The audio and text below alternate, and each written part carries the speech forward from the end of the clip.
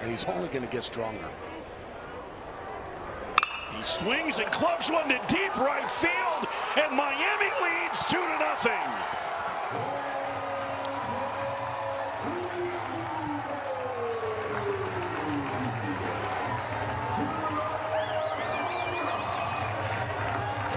Daniel Cuvet has hit more home runs than any freshman in a single season in Miami history. He breaks the record previously held by the great Pat Burrell. Just a big-time home run. It's a slider down and away. And boy, he just hits it. It's 102 miles an hour off the bat. 370 feet to right field. I mean, how do you take that pitch out of the park?